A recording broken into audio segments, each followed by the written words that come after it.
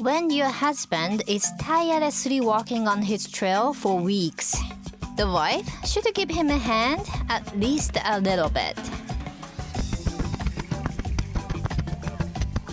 I'm not sure if I'm destroying the feature or making it better. Without knowing what I was doing, I kept smashing the shovel onto the dirt for hours. And my conclusion was this. That wasn't fun. I should go on another adventure. Dear Eric, I must go. Pick me up in 9 days. Love, Yuka. Now I'm on the way to the next adventure, and that involves airplane. I'm gonna fly in. So this time, I'm gonna go on an 8-day hike called the South Coast Track. It's located in the Southwestern National Park, which could be the most isolated place in Tasmania. Therefore, this hike is not advised to be done solo. But I'm gonna do it anyway. The hike starts in the middle of nowhere at Melaleuca and ends at the eastern end of the national park at Coco Creek. This hike is so remote that the easiest way to get to Melaleuca is by plane. I'm kind of excited.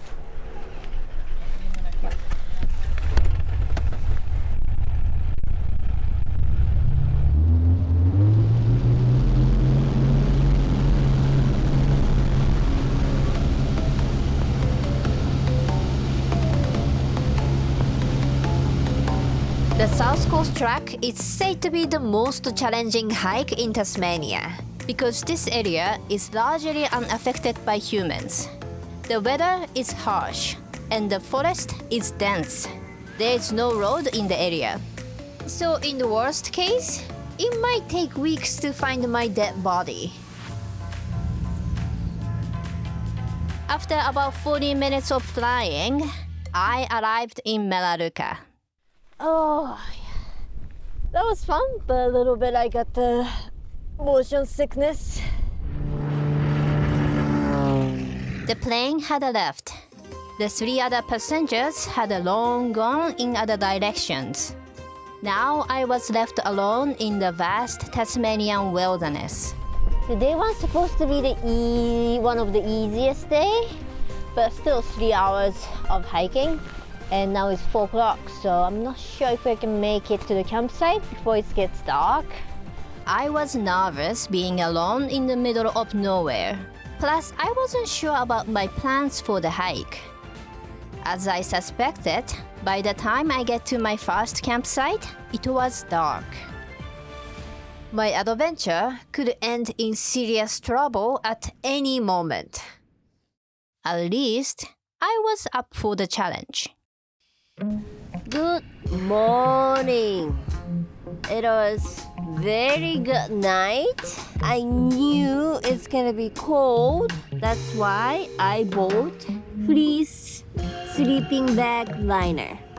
And that was super warm. Day 2 started with an easy walk on a heaven-like beach.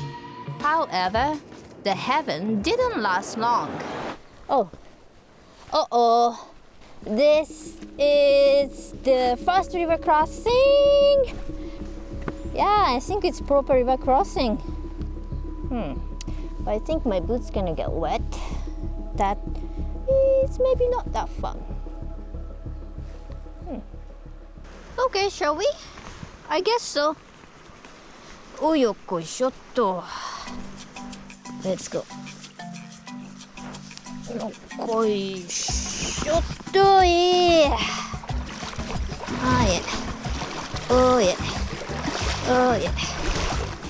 Oh yokoishotto. Yes, now I'm wet. However, one river crossing wasn't enough to discourage me. Second river crossing looks deeper than the first one for sure. Are you ready? Yes, I'm already wet. I'm ready. Let's go.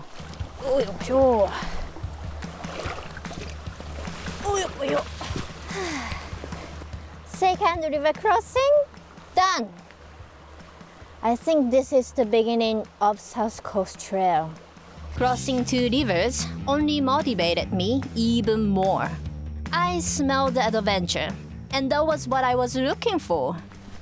Oh, the third river crossing, and looks like it's getting deeper, you know, as we cross more. Okay, this river looked to be a touch too deep for my liking, even though there was a rope to hold on to. And yes, the current is very strong, much stronger than last two. It's kind of knee-high. Yeah, it's deep.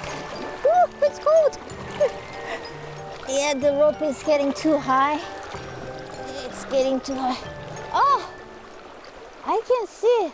There's something you can actually hold on to. Come this way. Oh well. Done. Third river crossing, it's done. Walking with drenched boots was still okay. However, the next morning was torture. Now I have to put wet socks, wet shoes, and wet gaiters. Today I'm gonna be in shorts because it's gonna be a long climb. During the 85 kilometers of hiking, there are two mountain ranges to go over, and the tallest of them is right in front of me. Ironbound Range. It's gonna be 1,000 meters of ascent, so let's go. I admire mountains. I love them so much that I had to stay at least one night on top of the mountain. Oh my god, this is so beautiful here. Although, I didn't know they hated me so much. It's very windy! At high altitude, the weather was treacherous. Adding to my already soaked boots, I made the mistake of wearing shorts. The mountain was determined to extinguish my existence. I feared for my dear life. I needed the shelter as soon as possible. However, this was what I found at the campsite.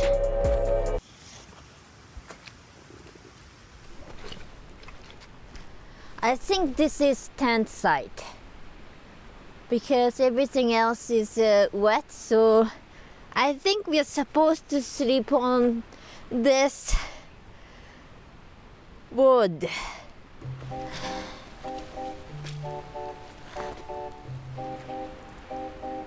What do you think? Because there's no flat spot. I think we're supposed to sleep on it. I don't know, is this a good idea? There's no other campsite here. I'm cold, so I need to go inside the tent. I can try. However,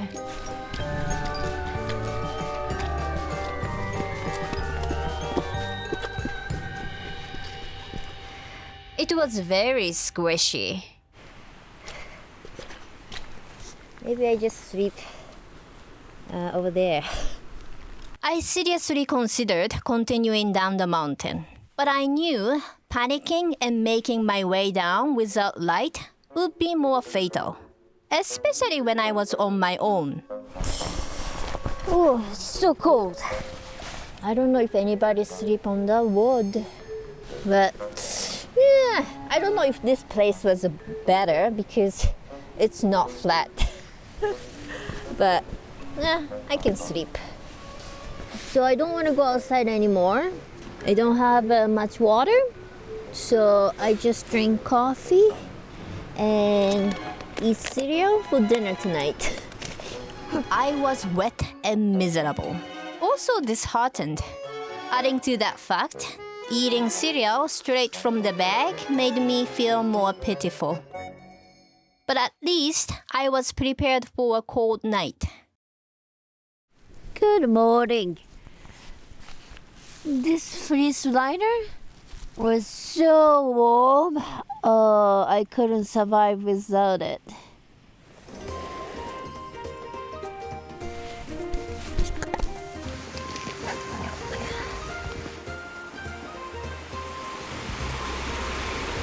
Okay, we're gonna go down the mountain today. I was right about going down the mountain in the dark being fatal, for the trail was quite steep and rugged. I would have easily broken one or two legs and rotted in the woods. A few hours later, I came out of the iron-bound range in one piece. Now I can see the ocean. Oh my God, so beautiful.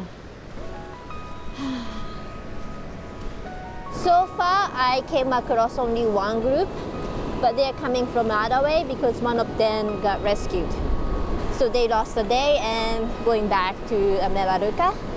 But otherwise, nobody had passed me or I never passed anybody. I love the solitude. I truly appreciate the silence. It seems like there was only me in the entire space. But I didn't expect that being a loner would be so hard sometimes. Whoa.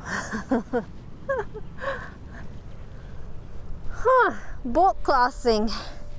This was the New River Lagoon, the biggest river crossing on the South Coast track. This time, it was impossible to cross on foot.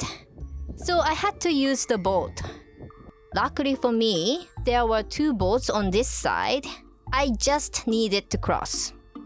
Okay, take this off and... Okay.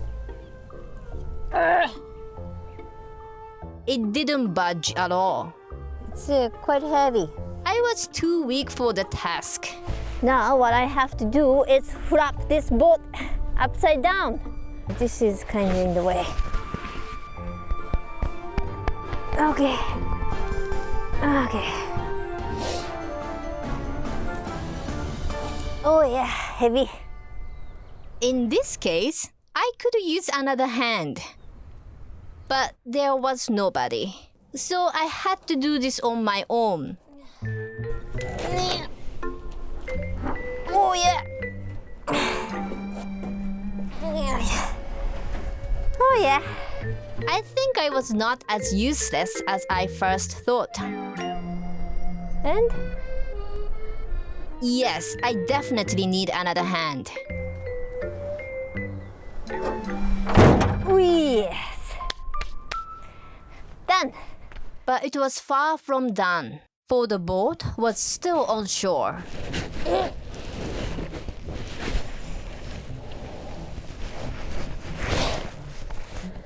Heavy.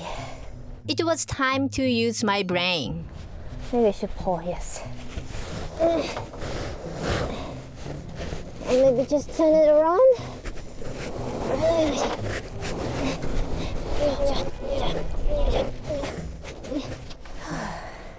Now I had to drag the boat into the water. After setting up the paddles, I was more or less ready.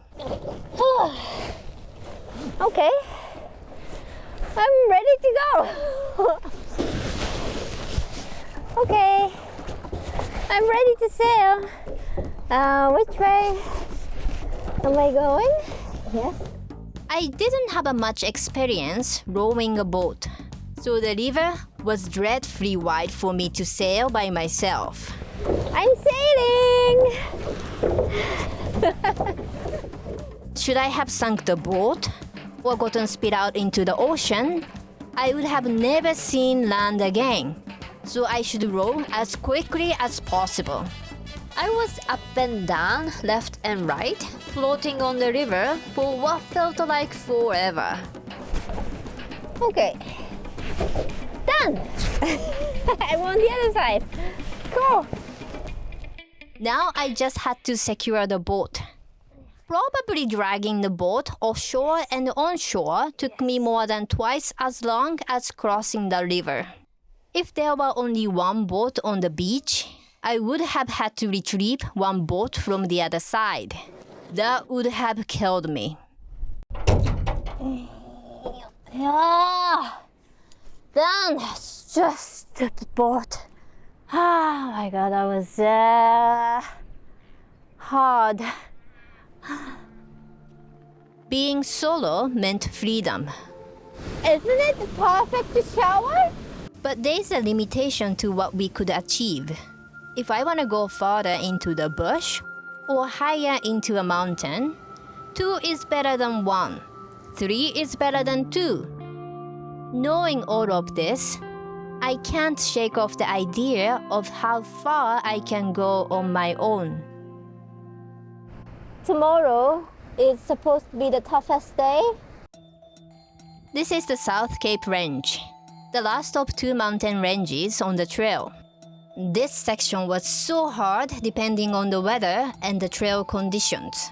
And I believe this section made this trail one of the most challenging hike in Tasmania. So this is the South Coast Trail's infamous boggy section. A lot of mud and hard to walk. And you never know how deep the bogs are until you step your foot in. Or put the hand in. Apparently this mud is like this deepness. Despite its lower elevation compared to Ironbound Range, 10 kilometers of stretched low-angle slopes allow the water to settle in places. And for some people, it took 10 hours to complete.